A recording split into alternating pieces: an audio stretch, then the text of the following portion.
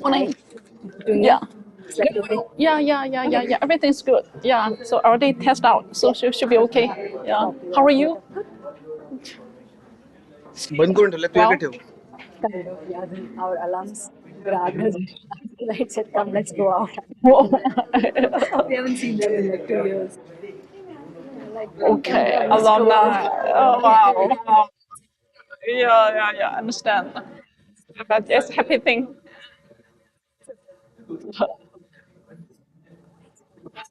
This room, no, it either gets very cold or very hot. Now is a bit hot. Yeah. Yeah. Yesterday it was very cold. Yes. Yeah.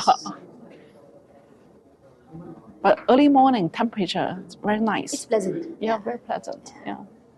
Anyway, you're from Singapore. You'd be used to humidity. Yeah. Not an issue for me at all.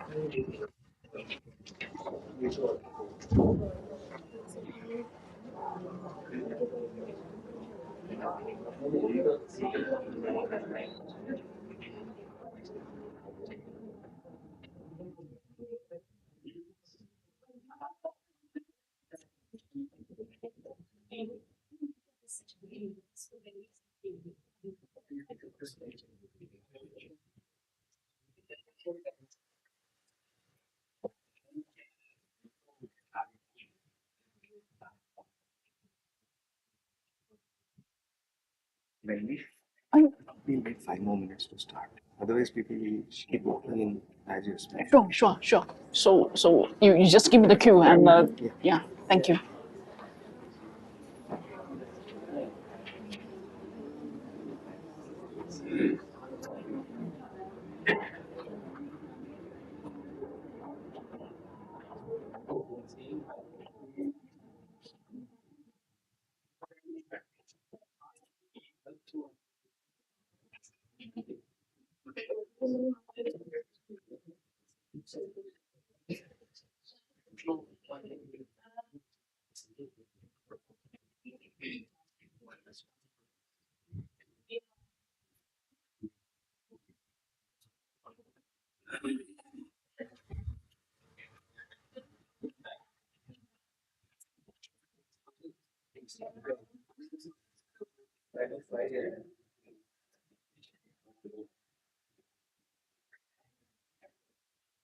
Hello everyone.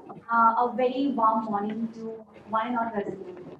I'm Kavishri, a third year PhD student at the Department of IIT EdTech at IIT Bombay.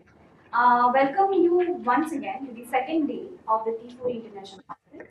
I hope you had a very eventful day yesterday, and please look forward today to an even more eventful and occasions waiting for you today at the second day. So, as we will be starting with the keynote in a while, there are a couple of important QR codes that will be very helpful for you. So first is the Padlet, which you can use to post all your questions. We encourage you to post as many questions as you can to make the interaction both ways. There's also the Twitter QR code, so please do follow us on the Twitter and use the hashtag T4E2023. And also for any informal interaction, we already have the participant WhatsApp group. But even if you want to interact with any of us or have any other queries, you can also join the informal interaction group.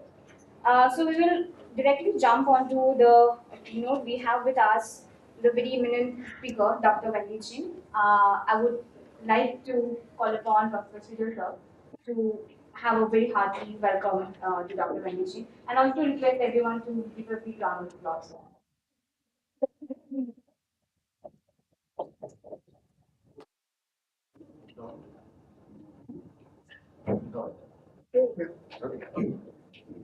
So I have a long bio here, and I'm not going to read it out.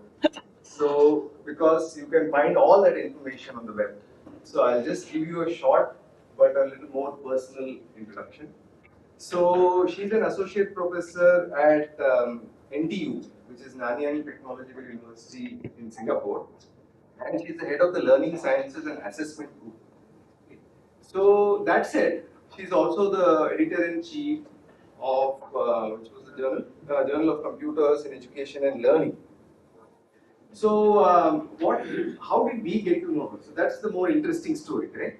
So it was about 10 years ago, and our department at IIT Bombay had just about started. We were just finding our feet, and then we got to know about this conference called ICCE, which was being hosted by Wenli at NTU Singapore.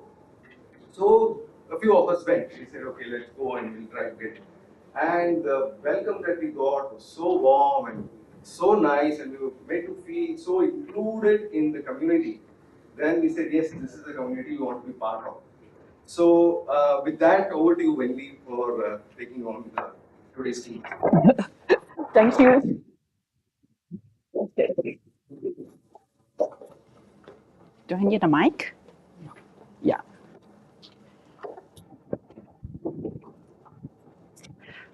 I can just use the other mic. Oh, okay. It works well. It doesn't work well. That one is, you don't have to. Oh, okay. Keep moving. Yeah. Okay. Thank you. Thank you. Okay. A very good morning to all of you. Morning. Thank you, Sridhar, for the very, very personal introduction. Yeah, we get to know each other for almost 10 years, and also Sahana. Yeah, thank you so much for inviting me. It's my honor to be here to share with you our research project happening in Singapore. So I'm Wenli Chen. Yeah, I'm with the National Institute of Education, Nanyang Technological University, Singapore. So thank you so much for the great hospitality. Really appreciate. Okay, need password. Okay. So this is the title of my talk. Yeah.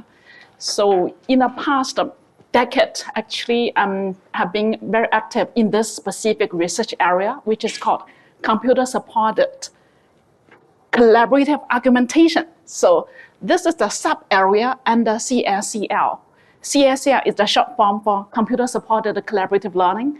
As far as I know, many of the IIT colleagues and the students, you are also in this area, so CSCL. So I'm going to share with you some of the research projects I've been doing by my research team. So I will focus on two things, pedagogical and technological design, to support students' computer-supported collaborative argumentation in authentic school classroom, in specific K-12 context in Singapore. Okay. So I'm going to share with you two projects for this talk. The first one is a design-based research project in real classroom. The second one is still ongoing. It is a multimodal learning analytics. We are trying to find out how to optimize the collaborative learning design for our school students. So first, I think many of us know why collaborative learning, right? I don't have to repeat here. So basically, we want to encourage the mutual engagement of the participant in coordinated effort to solve the problem together. So group work is nothing new in higher education or K-12 context. But people still feel a lot of challenges in effective group learning. So then there are two types of group learning, right? Working in group work, you divide and conquer, which is cooperative learning. This is a so-called lower level of collaborative learning, which means students get together, then we divide and conquer. So let's say we have a very complicated task, then we quickly divide this task into four because we have 4 members in the group, and each of us just take one piece. Then we don't have to talk to each other. We just work through everything individually. At the end, we piece everything together. That is cooperative learning, which is not very effective. It is maybe plays a role in terms of efficiency. Yeah. For example, previously, if I myself need to do the work, I may need to spend 1 hour. But now, because I have 3 other fellow classmates also working on this, so at the end, 15 minutes, the whole group can finish everything. But this kind of a cooperative learning doesn't add much value for students' learning, right? Yeah, so what we are trying to do is a collaborative learning. So we are trying to level up the students' group work from cooperative learning to collaborative learning. Collaborative learning highlights a lot of interdependence among those group members. From beginning till the end, there were a lot of interdependence, starting from how to pose some kind of, how to unpack the problem, how to divide the labor, how to regulate their discussion. Sometimes there are a lot of cognitive conflict. The conflict is a good thing, right? Cognitive conflict in terms of learning sciences, because students can learn better and learn deeper. So this is our overall goal. So how we do those technological and pedagogical design so that students can do better collaborative learning instead of cooperative learning. Okay, so as a researcher, right, so we are deeply into this field. Just share with you some of the context in Singapore. Yeah, this is Singapore's Educational Technology Master Plan 2030. This is really brand new plan. So brand new means only 2 months history of this plan. This plan was initiated in September, announced by the Minister of Education in Singapore. So many of you might have heard about Singapore's master plans of ICT education. It started actually at 1997. So every few years, there was a new master plan trying to refresh what we need to do in the next few years. So this is a recent one. So as you can see here, so I won't repeat everything because I think a lot of information is publicly available on the website. I just highlight collaborative learning has been a long-term goal for Singapore's education system. So this is EdTech Master Plan 2030. There are 2 ultimate goals. So no matter how we are trying to promote education technology for teaching and learning. So at the end, we hope our students, they can be more self-directed. So the other one, they can be more collaborative and connected. Yeah, and this kind of Swiss roll on the right side actually is also Singapore's 21st century competency. And this Swiss roll, actually, it has been refreshed also 2 months ago. Yeah. So in terms of 3 core competencies highlighted in Singapore education system, one of them is a communication, collaboration, and information skills. So this has been highlighted again and again. So what does it mean for our school education in Singapore? All the teachers, when they come out with a lesson plan, they need to have a 2 aspects of a learning objective. The first aspect is related to the content, the subject. At the end of the lesson, students are able to do this. And another aspect is about 21st century competency. So in this kind of a lesson, as a teacher, I create what kind of learning experiences for my students so that to promote their higher order thinking or collaboration, communication, or civil literacy, or global awareness, or some other things. So it is highlighted in the national curriculum. So yeah, in Singapore K-12 school, we don't have a so-called ICT teacher because all the teachers are ICT teacher. So there is no special department. They are teaching teaching Excel for primary school. No, I think all the school teachers, those ICT related things has been unpacked into different curriculum subjects. Yeah, for example, I think you can guess Excel is taught by what teacher? Yes, yeah. So those kind of key in their typing by what teacher? English, yeah. And sometimes a mother tongue teacher, yeah. So all those kind of ICT related competencies, literacies has been unpacked and it has gone to the different curriculum subject. So all the teachers, they knew on top of their own specialized curriculum subject, they need to look into students' information skills, digital literacy. They also need to look into the 21st century competency. And the collaborative learning is always highlighted in all the curriculum. Okay, so let me continue. Okay, so another thing I would like to just introduce what is happening in Singapore. We have long trying to find out a way, trying to move the school's classroom discourse from this kind of IRE pattern to more interactive kind of pattern. So IRE stands for teacher-initiated question. Students respond, then teacher give an evaluation. But in Singapore context, in most of the schools, the average class size is about 30 to 40. So then it is very hard for teachers to get every student to be very engaged in those kind of interactive discussion. So now there is a possibility because of the ICT devices. So now if you go any secondary classroom in Singapore, anyone, you are going to surprise all the students. They are bringing their personal learning devices to the school every day. Yeah, my son is a Sec 1. He doesn't bring any textbook, no hard copy textbook. He's bring the laptop every day to school. This is a government initiative, which means it is a national kind of initiative. No one can just say, my school, no, I don't want, everybody have to do it. And it is heavily subsidized by the Singapore government. Initially, it was announced that it would take 7 years to get all the school students, they have the personal learning devices. It was, this kind of plan was before COVID-19, 7 years. 7 years actually is not about infrastructure. It's more about the prepare teachers, prepare students, and prepare parents, and also at the same time think about a cyber awareness education curriculum. But because of COVID-19, the whole things changed, the whole ecology. So within 2 years, 2021, all the secondary school students, they are getting the laptop. So now is very, very pervasive. But this brings a lot of challenges to the teachers, right? Because students legitimately bring their devices.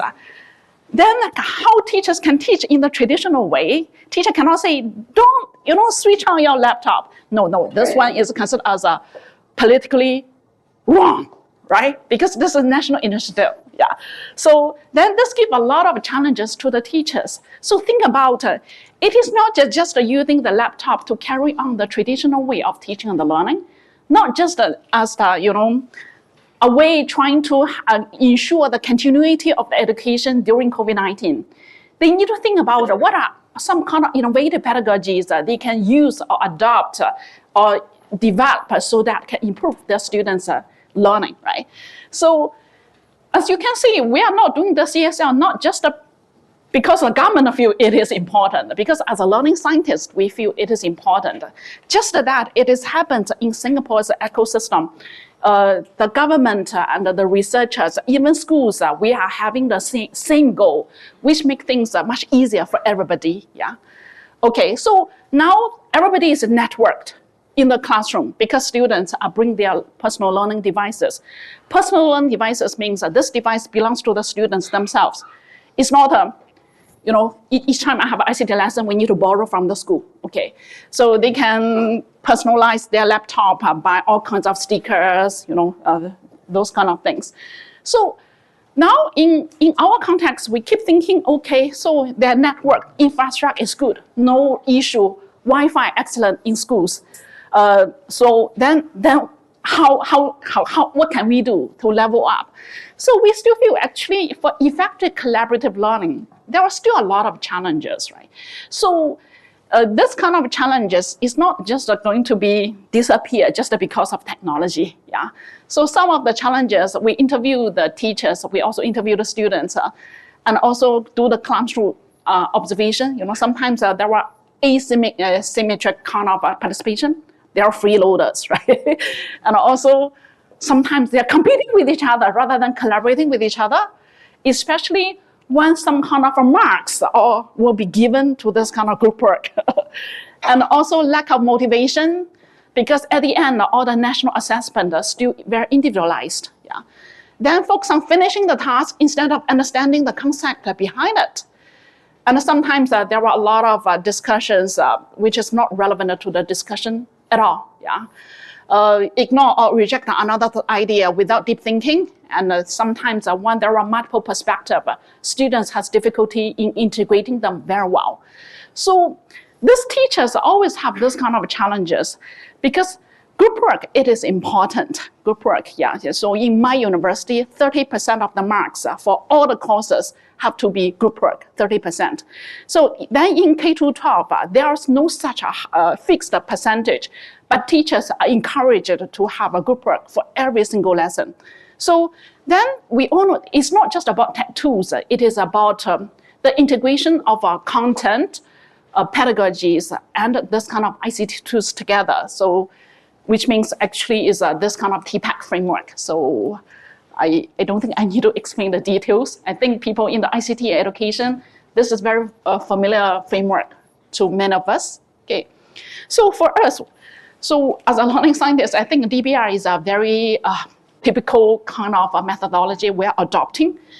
And this one is a very time-consuming and resource-intensive kind of a research methodology.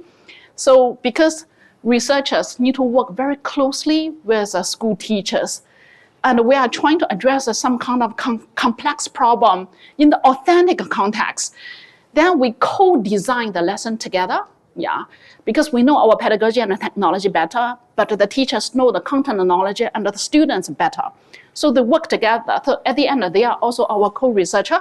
So we do this kind of iterative design-based research in terms of developing some kind of pedagogy and technology. Then we develop it. Then we implement it in school classroom. Then we do the data collection and do the evaluation in a quick cycle. Then based on what we have found from the evaluation, we tweak our design and do the next cycle, at least 3 cycles. Then through this kind of iterative cycle of design, develop, implementation, and evaluation, we are going to derive some kind of learning design principles. Yeah, so people is always challenging the design-based research because there's no control group, right? Yeah, no control group, because DBR doesn't believe in control. We need to work with a very authentic kind of a classroom setting. So But the challenge is people is always challenging, how do you know your design principle can be applicable in another context? So our argument is, yes, all these design principles are derived from authentic learning environment. We are deriving this first through the literature review, because we know certain design principles, in many contexts, it works very well. It is also through our iterative design. Through iterative many cycles, we know certain things works very well. Certain design principle may not work very well. So this is a DBR's argument on this kind of learning principle design. Okay, so now let me jump to our specific research project, right? So as a learning science, the one thing is we have to address authentic problem rather than go to school to create a problem for the school teachers and the students. So yeah, we have been sitting in the classroom for very long and trying to find out what's the teacher's need. We need to address their authentic need. And they said they want to do the argumentation, because argumentation, it is a very so-called a popular kind of pedagogy, appears in many, many curriculum subjects. As you can see, teachers always start from their own curriculum subject, which is nothing wrong. Yeah, I think teachers always look into this first, right? So for example, in terms of science, they are thinking about, Singapore students is very good in terms of exam scores in science. But if you want them to explain why, sometimes they have difficulties explaining and arguing why this is a correct answer. So they know what, but they do not know why, and they didn't do a very good job in articulating why this is the correct answer, right? So this is we are looking into the CER model, argumentation, claim is a student's answers, right? Evidence, and they need to explain from multiple perspective and the data. So at the end, through the reasoning process, then they are able to articulate why they choose this answer. Sometimes the answer could be very, very simple. For example, we are presenting some kind of problem to the primary school students. So if you are putting on ice, one on the surface of a metal and the surface on the plastic, which one will melt faster? Yeah. So intuitively, they know the answer. But you ask them to explain. It takes them long to process why is that so? Yeah. So we are trying to push for that. It's not just about answer. It is about the reasoning behind it. Okay. And the argumentation is also highlighted in some other curriculum subject. For example, inquiry-based learning for social study and history, right? They need to consider multiple perspectives. And this kind of multiple perspective, actually through the logical reasoning, they are able to understand those kind of historical events and the social study, very complicated, the social scientific issue better. So this is a second subject highlighting on argumentation. And the language teachers, they come to us, language teacher, including English teacher and some mother tongue teacher. So they said, okay, because the process of arguing with each other is a process of communicating, use language. So then we are thinking, wow, this is so important. Argumentation is both an effective learning process and educational outcome for education. So what can we do as a learning scientist? Okay, so we are always thinking about what are the pain points from the authentic classroom. So based on a lot of discussion with the teachers and our own observations in the classroom, we found that this could be a few areas we might be able to contribute. We don't think we are able to address everything, but this are a few things we might be able to. First one, argumentation. So the teacher shared with us, sometimes they still have students very engaged in argumentation verbally, sometimes using online discussion forum in the classroom. But very often, students go for one thread of argumentation in very, very deeply, but ignoring the other perspectives. Okay, so we are thinking, if this is the case, perhaps we can do some graph-based argumentation to get students to have an overall picture before they do very text-based argumentation, then they go just one thread, go too deep. So then this is also in the learning sciences literature, there are a lot of research also promoting graph-based argumentation. So we are thinking maybe we get this kind of claim, evidence for and evidence against, before students can go deep into one thread. Another aspect, because we are doing the collaborative argumentation. So, as for school teachers, they always want to kill many birds with one stone. They say, argumentation is highlighted in my national curriculum syllabus. But the collaborative learning, I also have to touch it in my course because that is one of the learning objectives I also need to achieve. I think let's do both. So the teacher are very motivated. Okay. Then in terms of collaboration, I think this is has been a long-term kind of problem. When students are having multiple perspectives, so sometimes they get confused. The uncertainty level is increasing rather than decreasing. And sometimes they just do the group work for the sake of doing it because they know in next 10 minutes, a teacher asks us to do the group work, let's just do it. Yeah? But without thinking, what's the purpose of group work? They need to improve their ideas. Yeah. So many of the students, they said, okay, first 2 minutes, this is our answer. There are still 8 minutes. They are not thinking of keep improving. They are stopping their chit-chat. Chit-chat their pad or some other things, a movie. Yeah. So we're thinking, how are we going to address this? And another part is assessment. Assessment, this is the teacher's pain point. She just said, how to assess this good argumentation? So there was the answer, there was a right or wrong, very easy for them to mark. But if they are doing the argumentation, how to assess and how much time they need to spend in terms of reading every single ideas shared by the students and trying to address those learning gaps. So these 3 areas, we feel we might be able to do it. So my team has developed this system called T4E. T4E actually is a short form of our project title, Assessing Processes and Products for Learning by Tracking and Reporting Efficacy and Effectiveness. So yeah, this system actually, the prototype was developed 7 or 8 years ago. It was funded by National Research Foundation of Singapore. Then later on, it went into the science classroom first. Then went to social study and history. Now it's a language, starting with English. Now it's a mother tongue. Mother tongue in specific, Chinese language teachers, they came to us. Yeah. So just share with you what this system is about. So on the right pane is a student's group learning space. So this, once they decide to have some kind of claim, right? They just double click anywhere. It's like a Padlet. It always starts with a claim first. So once they choose a claim, and it will pop up this kind of oval shape. Then they can type what are their claim. Yeah. They can also right click. Then they can add evidence supporting this claim or evidence against this kind of claim. Then once they supporting, then the arrow will become green.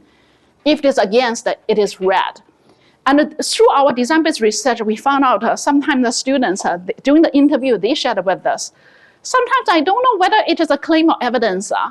I just feel it is my idea. It could be relevant to my argumentation, but I don't know which box I should choose. So later on, we also come out with this kind of a cloud-shaped idea, because every single idea is valued in this kind of learning community as long as it is relevant, even though it is not mature at the beginning stage. So they can park their idea there. They can also discuss their idea verbally. By the way, this is a face-to-face CSL environment in Singapore context. It's always every people in the classroom, but every people have the laptop or iPad with them. Yeah. So later on, if the idea become more mature, they can write clear, then it will be transformed into either a claim or evidence. So just to share with you one example, this kind of technological and pedagogical design is never end. It's a keep evolving. It's evolving because we identify new need from the students and the teachers, right? So this is our argumentation, graph-based argumentation, working space. And on the left side is a learning analytics panel. So we do have individual students' individual contribution in the group and the students' group contribution in a class. So give them some idea. It is a real time. Has been made available to the teachers and the students in real time. So they can always check what is that. Okay, so we hope students can learn to argue, argue to learn, and learn to assess, and assess to learn. Yeah. So this is some of the real examples of students' group work. So very often they have this kind of, as you can see here, we are not requiring them to put in very, very long text. They need to think about what is the overall picture, overall picture of the argumentation, what are the multiple perspectives, right? Okay. Then we also have a pedagogical model developed, trying to scaffold or scripting the pedagogical design of a collaborative learning in the classroom. So, and we have embedded this pedagogical model in our system. So first, we get students to think individually before they collaborate with anybody. Yeah, this is in Singapore culture, is a bit, we find it's a bit different from Western culture here. They may start from collaboration, but the Singapore students, so many of them, teacher cannot have some time to think about it, because some of them, they are quite afraid. What if they share something not very mature or some wrong concept? They feel a bit, ashamed. So we start with the individual ideation. So at this stage, the students in the group, they can contribute as many ideas as they can. Then the second phase, they go to the intra-group synergy phase, which means within the, my group, we are able to see each other's idea. Then we start to talk. So at this stage, the number of the ideas actually will be reduced, but the quality is supposed to be higher, because now it is representing the group's, standard in terms of their work.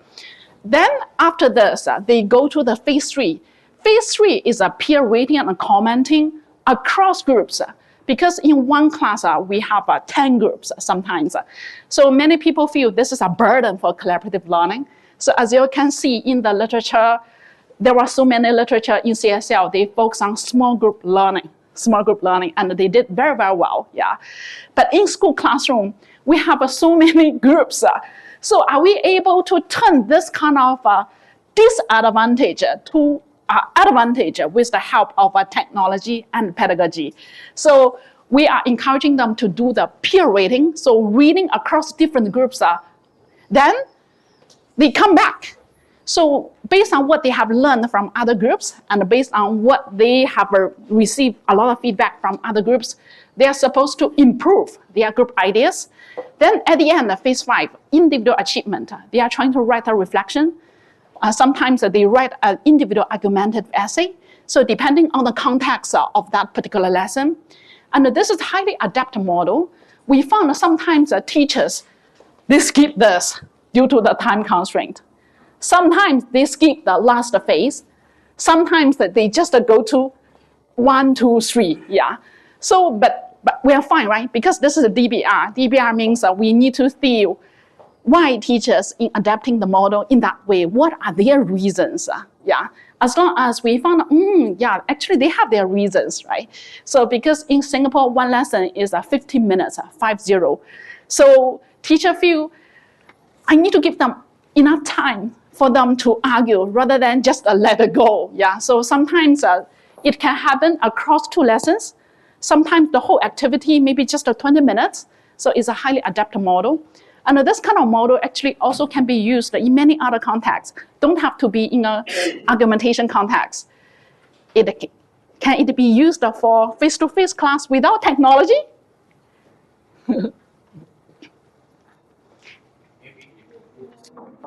Yes, it can be used in just a classroom without any technology. But as you can see, we keep highlighting one thing.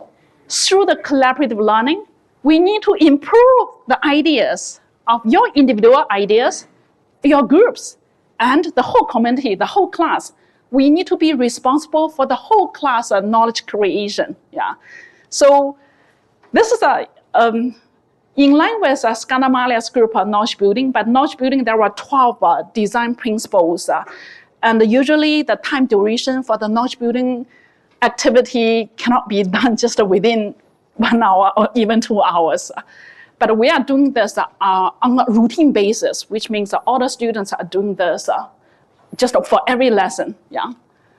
Okay, so in terms of phase 3, just now it is a peer rating, right? Yeah, peer rating, sometimes the students also feel very cognitively demanding because there are so many groups. What are they trying to do, right? And in the first version of the apple tree, we found students, they like use a Facebook culture. I like it, I dislike it, but without clarifying why they like it, why they don't like it. And once they are friends, they always they seldom put this. I think I decide to, I don't want to put any comments or ratings, right? So later on, we put this face anonymized. So they are not able to see which group give you this kind of comments. You don't know the names. For other part of the faces, yeah, we are able to see the name. But for here, it's all anonymized. Yeah, we found anonymity works very well in Singapore context in terms of constructive feedback. Okay. Okay. So then, in terms of learning analytics, right? So this is what, based on what we understand from the literature, what are the things important to have a real-time learning analytics? Because sometimes we are caught in between, you know. Learning scientists, sometimes we tend to be a perfectionist. We want this, we want that, we want that. And we talk to teachers. They also share with us a long wish list. But the later we also found, actually, we have to prioritize. We are not able to address every single need or everything we want to, you know, within a short period of time. And especially the technological design part may not go to that level. So now we think about the conceptualization. What do we want to achieve? So we hope we are able to provide a real-time learning analytics from their social process and cognitive learning. So in terms of social process, we are looking into their participation because we want to encourage them all to have the active participation, not many freeloaders. Their interaction, we hope they can build upon each other's ideas. So that is, at the beginning of my talk, I highlight the term interdependence. This is one of the indicators for interdependence. Am I building upon your idea, or I'm just focusing on my own idea development? Yeah. And in terms of cognitive learning, actually we do a low-hanging fruit. Structural completeness of the argumentation is very easier. And in terms of relevance and the plausibility, these two are based on the literature and based on teachers' wish list. They do hope we want to provide some automated learning analytics in this relevance and the plausibility. We are using some kind of AI, natural language processing. We try different ways, but now accuracy level is lower than 60%. Because it's lower than 60%, so teacher said, I cannot just make this kind of information available to the students without any gatekeeper trying to look into those kind of accuracy. So, but we are still working on it. Yeah, so we see maybe in one day with the rapid technology development, who knows, in the next few years, the accuracy level could be just, increased, okay? So this is a few things we are trying to achieve with our, learning analytics and the visualization. It is very interesting, In our first version, we have a lot of stats, statistical analysis, and those dashboards, very, very complicated. Then we are making all the teachers overwhelmed in the classroom. They said, there's supposed to be real time, right? Right? Yeah, it is real time. It's like we're providing so many things for you. You can choose, right? I said, but I have no time to choose. I need to think about on the spot which one I need to highlight, right? So yeah, we prioritize, and this is a few things that they feel they won't have it. Sometimes we feel some of the technology we are very proud because the technology development is so advanced, but teachers do not need it, okay? And sometimes we feel, this kind of technology is like this kind of bar chart, pie chart. It's not something so fancy, right? But teacher fact, it works very well, okay? So we go with the teacher's wish list. So teachers can look at this. This is the bar chart in terms of a group performance in the whole class.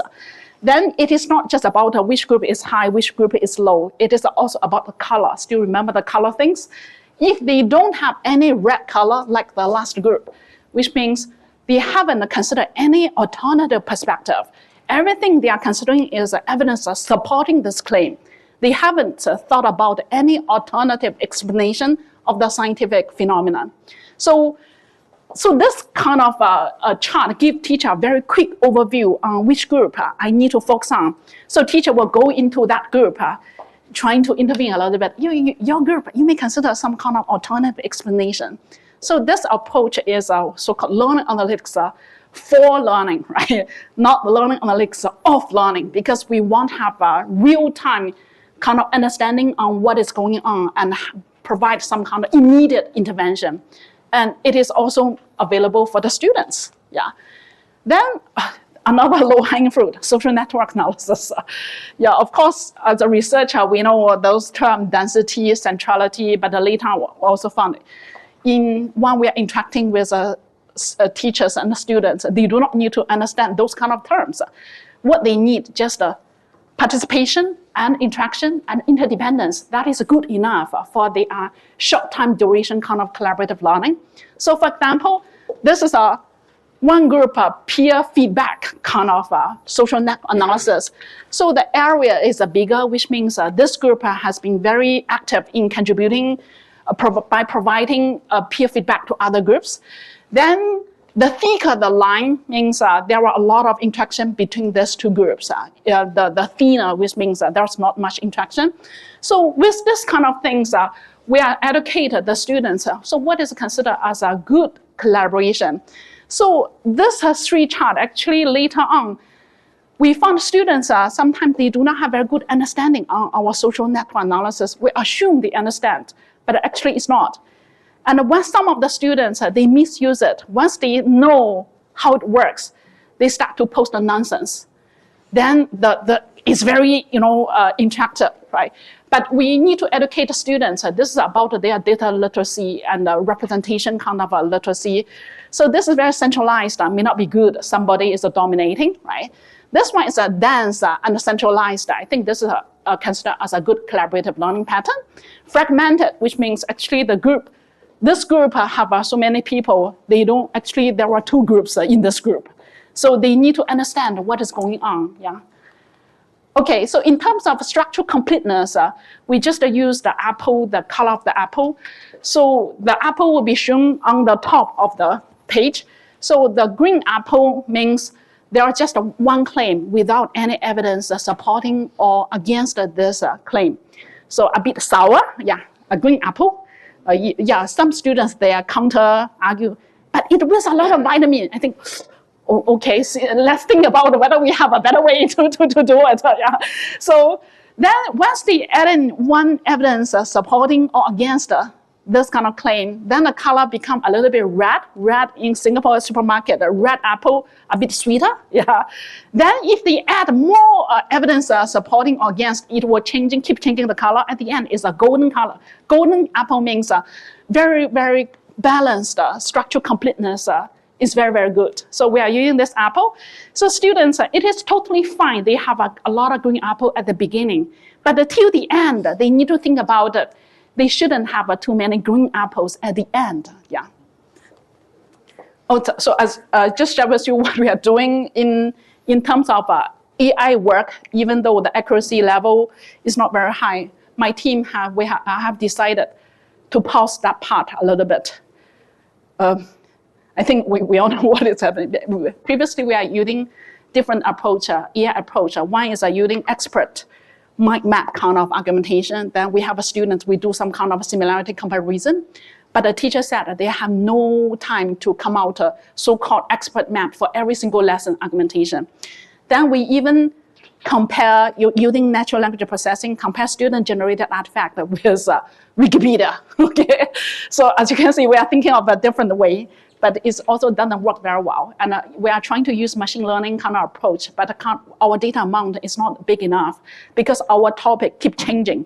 As a DBR, we cannot control, we cannot say, oh, students, you do the same topic. We have to go with the national curriculum and the school's curriculum. Today they are talking about light, tomorrow they are talking about heat. So the topic keeps changing and our data become always in different topic and contexts are very difficult to using machine learning kind of approach, data-driven. So we are still working on it. But currently we paused this development a little bit because of the generative AI development developing so fast. Maybe we don't have to develop something from the scratch. We pause a little bit, see what has happened. Maybe in next few months, the the technology is more mature, actually generative AI already can do a lot of a diagnostic kind of analysis on student generative artifact. We are thinking maybe we wait for a few more months. So when technology is more mature, a lot of our problem will be solved. Okay, so for this particular project, we have been doing it for 7 schools. So by the way, the whole country, we have 360 schools in the whole country. Yeah. So we are piloting in 7 schools, 4 subjects, 20 classes, 20 teachers, 600 students, and there are more than 100 lessons. So we are keeping developing this kind of design principles, and also the pedagogical design and the technological design along the way. Yeah. Okay, just so next I will share with you some a video on the system. So give you an overview of the system. Okay.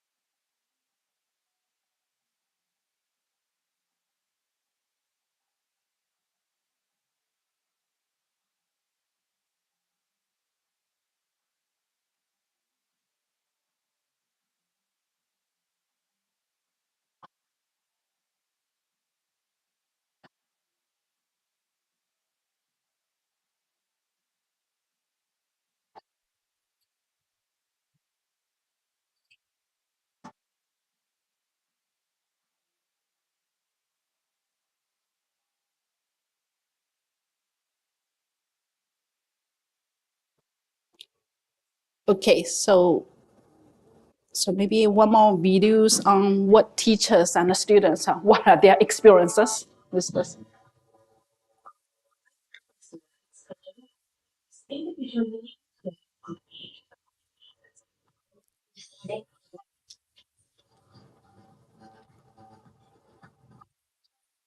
when I'm still working with my group, I'm able to provide positive feedback students who need help. Okay, like seeing how we move from the green apples to the golden apples, showing how our argumentation has been enhanced.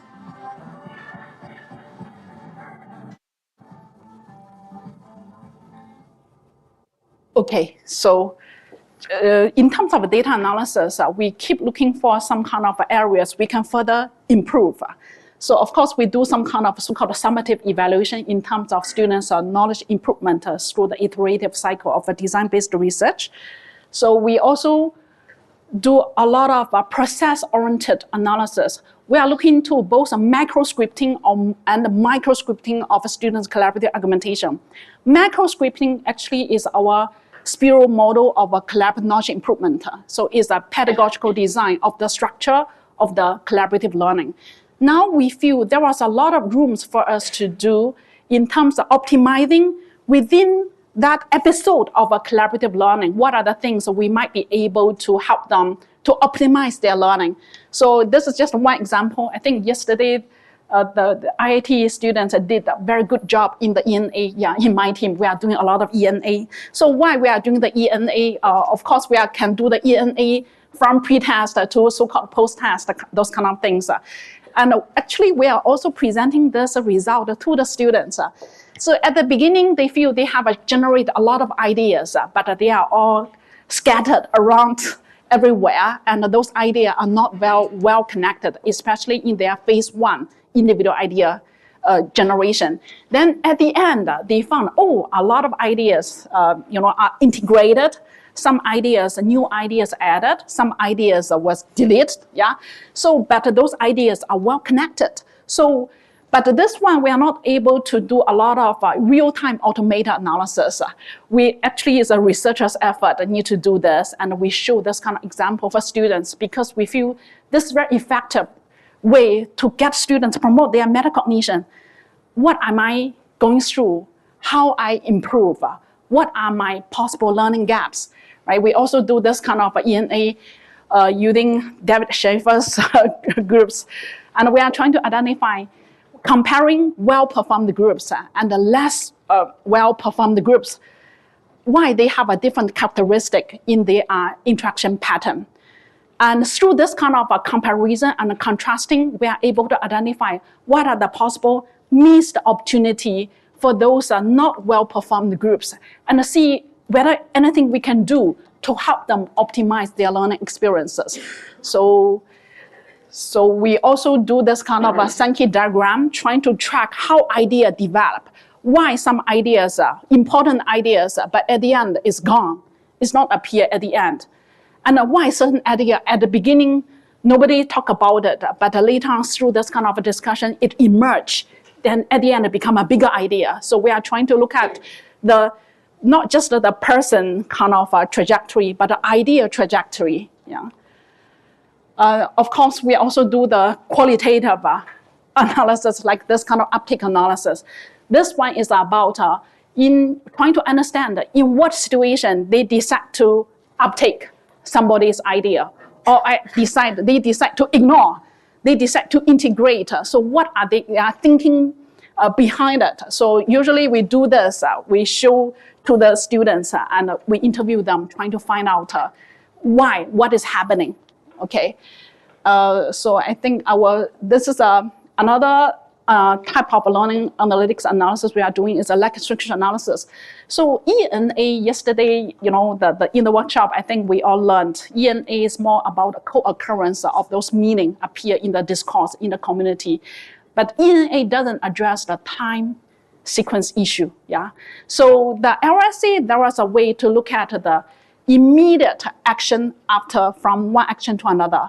So we are doing this kind of lecture structure analysis, trying to identify in those very well-performed groups.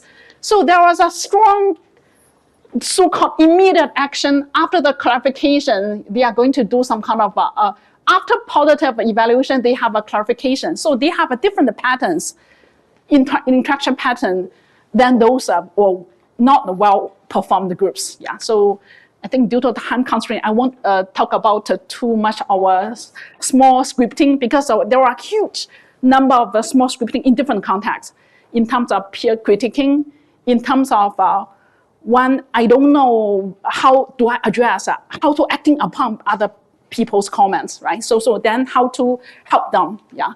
So what are the missed opportunities through this kind of a data analysis? So, and we also found that there are some one issues in Singapore classroom.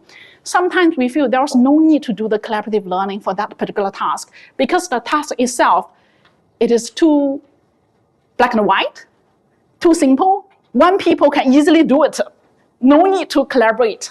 So we are thinking this kind of proposing low floor, wider walls, and high ceiling, this kind of problem to be addressed by collaborative problem solving, right? So low floor means even those low readiness learner, they can actively, contribute and participate low floor. And high ceiling means there was a lot of room for us to improve. There's not that easy to reach the ceiling. The wider walls means this kind of problem solving is really about a multiple perspective. So collaborative learning is very valued in this kind of context. Okay, then in our project, we do a lot of macro and micro kind of scripting, yeah. Okay, so now sorry, how much time do I have? There are many questions also, so maybe another 5 minutes. We'll go. 5 minutes, sure, okay, thank you. So just share with you currently what we are doing. We are doing multimodal learning analytics. Different people have a different definition of multimodal learning analytics.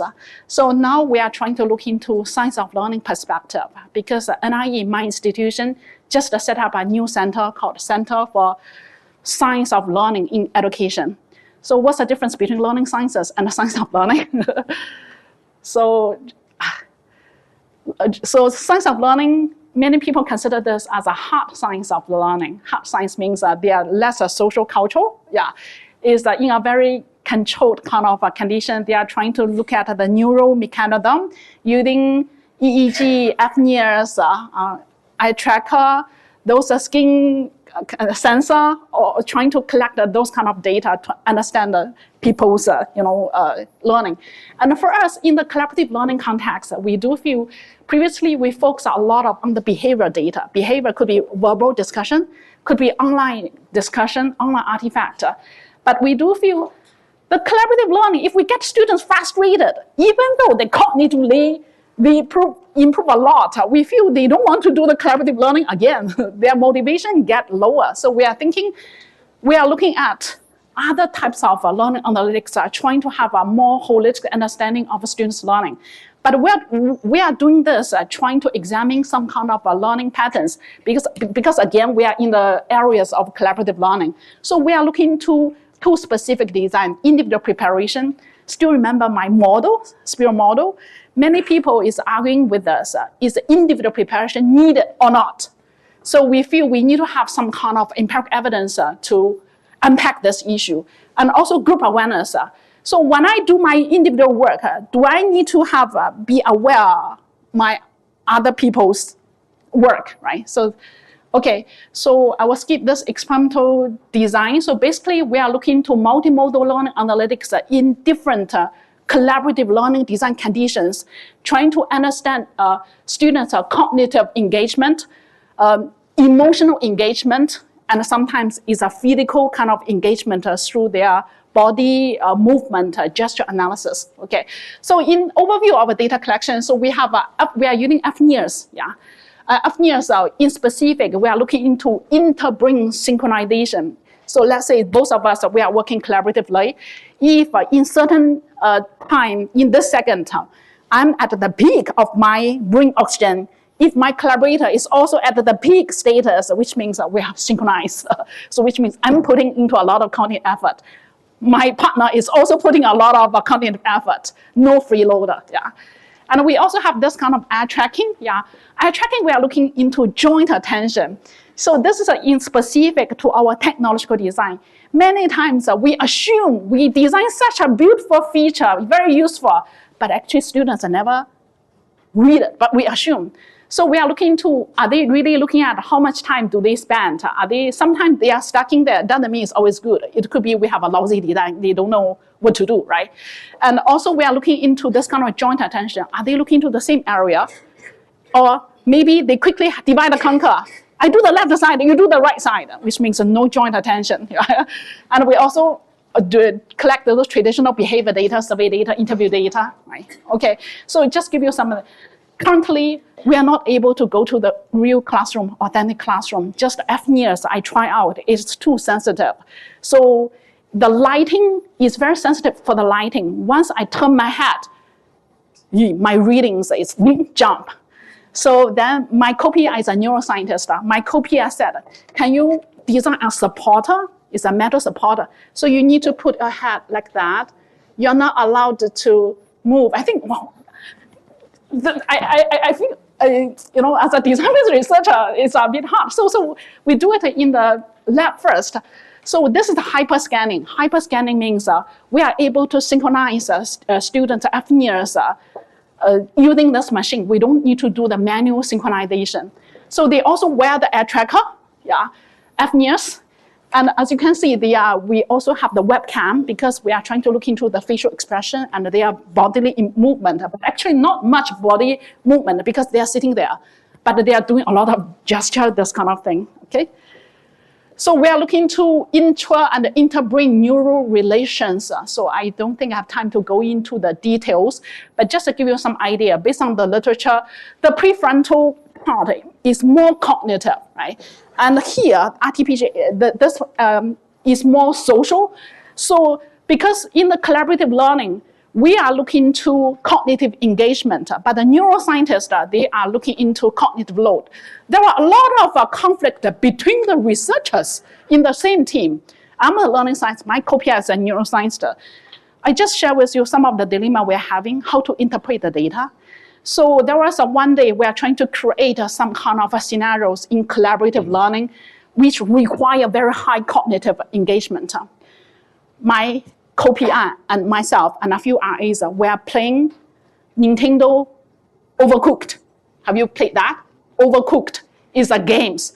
But those games really need to collaborate with each other, easily quarrel with each other. Yeah.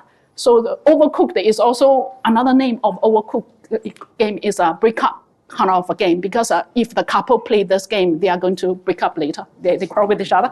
So we are doing this. It's cognitively engaged. How can I do that? Without him, I'm not able to achieve that. But it is too complicated, so demanding. And later, our reading is out. I was very happy because reading is very high. Brain oxygen so high, which means from learning scientist perspective, we are so cognitively engaged. But for him, he's so sad. I think, why? I said, because we all achieve the same task. But you are using more cognitive load than me. So I'm better than you. So I was, oh my. So the first thing come to both of mine is in the research field, no literature has documented this. For me, I feel my reading is higher than him. I'm better because I'm cognitively engaged, right? But for him, you see, I use less resources in my brain than you. I'm much better than you. I think, oh my, this is become, it's not just about the game, who win, who lose, but how to interpret our data in our lab experiment. We don't have a good solution at this moment. We are still looking into the literature and find out, just share with you some of the things are very interesting happening. And I believe this is one of the fields in the next few years people is going to talk about it. Yeah, okay. So we're also using this kind of ad tracking. Yeah. So as you can see, a huge amount of data. So we need to use AI techniques to help us analyze. So for example, we are analyzing students this kind of a gesture, body movement using those computer vision-based AI. Yesterday, Paulo, you also talked about it. Yeah. So we are looking into the patterns, yeah. And also joint attention. Actually, we do have a solution without any eye tracker equipment. Even look at the video. We've already have a solution trying to look at their joint attention. So we just have some kind of areas, as long as they are looking to the same area, there are joint attention, yeah. So, okay. So I know this is a sign I need to end my talk. Yeah, okay. So yeah, this is my last slide. This is my research team. I'm the PI, but I do have a lot of other co-PIs who are computer scientists and neuroscientists and other education researchers working with me. So thank you very much. Yeah.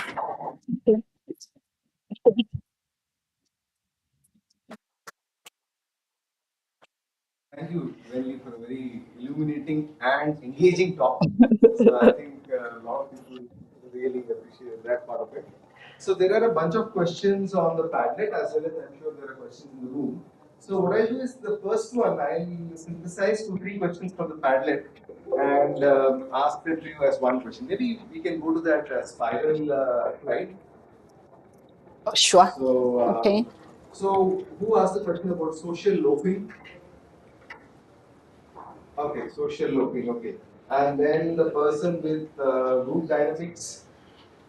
Okay. And the third one is the person with convergence of the topic. Okay. Okay. Why don't you ask the question? Why don't you ask the questions? So one of my hello ma'am, very interesting talk. So one of my questions was, since they are arguing so much in a group, have you come across situations when the group has not converged on a common understanding? No. Or even after a lot of these, the spiral model as well, the end is not that they've agreed on something common. Yeah, thank you for the question. Yes, we have many groups like that. So that's why we're analyzing those well-performed and the less well-performed. Many less well-performed groups, they are not able to have a convergency at the end. So and this is about our micro-scripting. Then we see what can we do, because through some of learning analytics, there was an early sign they may not converge at the end. Then teacher may need to work with the group just before the end of the activity to do some kind of intervention. You know? And some of the strategies, in the next week, before the next lesson, we share our findings with teacher. Teacher highlight those findings to the students, share with them what are the effective learning strategies. Yeah. Yeah, so the related question is this one. Yeah, I was asking about if a group has one introvert student, and other learners are dominant extrovert. Now, how we will be ensure that equal opportunities are provided to across all the learners? Thank you for the question. I think, first of all, we are not just promoting equal for the sake of equal, active participation. So that's why actually our individual, first, our learning analytics in terms of social network analysis, we are able to identify students who never contribute. So actually with this, once after the first round, they understand there are such analytics, they start to post. And we also highlight in the phase one, no idea is a silly idea. No idea is a wrong idea. The more the better. Whatever things you just throw in. Yeah. So with this, there's no free loader. There will always somebody post. Yeah. They also feel is doing the peer feedback is an anonymous kind of stage. So they are not that afraid of being criticized. Yeah. Okay, we'll move from the Padlet questions to the in-room questions. Maybe, okay, I'll go here and then Vikram and you also. Okay, third one. Thank you, Chen. Thank you for your slide presentation. I would like to understand, for an example point of view, which topic you selected for this study. And another point is that already you mentioned about cognitive load. And don't you think that too much of cognitive load we are giving to the learners? Everything we are expecting learners should do. Okay, maybe address your second question first. So, yeah, in the learning sciences, actually, cognitive load, there are more and more researchers in this area. But now I start to realize how neuroscientists do so different from learning sciences. Because previously, we always think cognitively engagement is good. If they are willing to put in a lot of effort in the cognitive, when the cognitive is high, it's a good thing. Yeah, that's our previous interpretation. And these things are, for example, some of the pedagogy like product failure or some other pedagogies learning scientists are promoting. We want to design something to get students to fail at first so that they are putting a lot of mental effort trying to see how they can improve. At the end, they learn better, right? So, but I feel in this field is so dynamic and keep changing and evolving. I believe the cognitive load issue become more and more, emerging in the learning sciences in the future. And now we are looking to not just cognitive, we also feel joy of learning is also important. Joy of learning means I go through this process, I enjoy what I did. I want to have this kind of experience again. I'm highly motivated. So this is a part also need to be included in our learning design. Yeah. So regarding the first question, sorry, your first question is about some of the students. Topic. I do have a backup slides show you some of the topic. So you are looking into the content and knowledge topic. Are you? Yeah. What sort of topics is it relevant for? Yeah. For example, this is in our science. The topics are diversity of plant, animal life, observing. Yeah, this is all from the syllabus. Okay. This is from science, and actually this is from social studies, give you some idea. It's a climate change, and also some kind of argumentative writing impact of social media. Do we want to encourage the students to use ChatGPT or not? Those kind of topics. Yeah, and in social studies because of immigrants issues is a very pertinent issue in Singapore, so they also discuss it. So the topic itself is this is not extra curriculum, it is within the curriculum. So within the curriculum, we see what we can do to help innovate some of the pedagogy and the technology to help students learn better. Yeah. Okay, this next one. We'll take only one more after this from there. I have 3 questions, sorry for that. But, okay, ask. First of all, thank you very much for the session. It's almost like dream come true. For the simple fact that what we try to do, we are trying to deploy personalized tools in India at scale. And one of the challenges we have is the huge classrooms. And what innovation we are trying to do is have dual login or 2 children of similar learning level sitting together on a screen. So in your analysis, do you think that when they solve the question together, when they discuss with each other, is a good approach towards collaborative learning? Second is when you mentioned about the teacher adoption, be it the method you're trying. Do you think that there's a pressure of syllabus completion you just mentioned about, and it is difficult to term, okay, when do we call it that syllabus is completed, when the groups are at different learning levels? Maybe we let her do the two questions. So just one small question is, you mentioned about analysis of structural completeness. In that analysis, there's the element of subjectivity at times, where to give golden apple, where to give green apple and red apple. How exactly you try to avoid it? So that one is given by machine, not by us, because it's very easy to identify whether structure is completed just based on the analytics of the argumentation artifact. Okay. It's not by people. Yeah. The first question, two people, whether similar level. My answer is yes. We always encourage students to collaborate, no matter what their level, no matter what are their readiness level or profile. We always have a way to help them learn better with appropriate pedagogical and technological design. So your second question is the syllabus completion. Oh, syllabus pressure. Yeah, teachers are facing pressure on the national syllabus. Definitely yes. We are not trying to say we cannot say you do not need to care. This their bread and butter. They have to. So we have to take off. They are interest first before we are trying to so-called innovate by bringing new things. As I said again, we are trying to address their problem. We are not there to create more problem for them. Yeah, thank you. Okay, last question from you. Yeah. Hi, it was a very nice presentation. Just wanted to understand this because the models that you have spoken about, they are primarily experimented and tested in the area of school education, isn't it? So wanted to understand if the same models are used in the domain of higher education. You mean the pedagogical model? Yes. Yeah, Yes, it has been used in because the cognitive models work very differently for adult students and school students. So what are your thoughts about it, and if you have tried, please share your views. Oh, yeah, you're talking about, I assume you're talking about the specific SMCKM model? Yes. It's okay. We published a paper in IGCSL just to focus on this model. And in that kind of paper, we talk about it is potential in different contexts, in K-12, in higher education, and we do have empirical evidence in higher education, in interdisciplinary collaborative learning as well. And it can be used in different subjects across a different profile of learner. It's not an issue. Yeah. Okay. So that brings us to the end of the session. Wenli, there are a lot of good questions on Padlet. Yeah. If you have time later today, maybe you can Reply. answer some of the Padlet Sure, itself. sure, I will. And of course, she's around for you to interact with later on. Oh, all right. And we have a small video. Thank you. Thank you, Sri. Okay.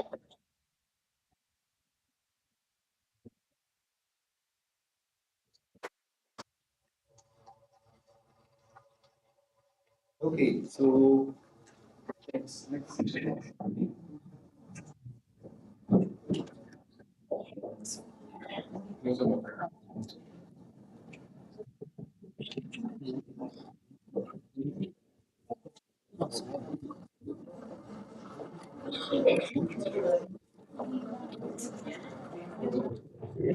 So while they are setting up the talk for the next session, let me introduce the speaker for the next session. So that's me. And I'm Sridhar here, one of the faculty members here, and also happen to be the president of the EdTech Society. Many of you would have suddenly found this year, those of you who are familiar with T4E, suddenly you might have found this year that there is this EdTech Society which has got attached to T4E, right? So I'm going to tell you the story of why this EdTech Society, how you can participate and so on. So that is.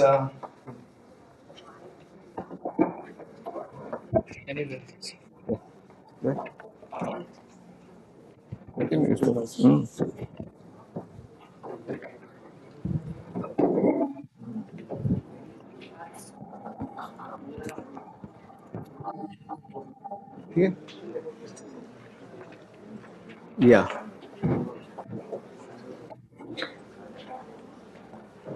So very quickly, if we look at why we need such a society, a tech society.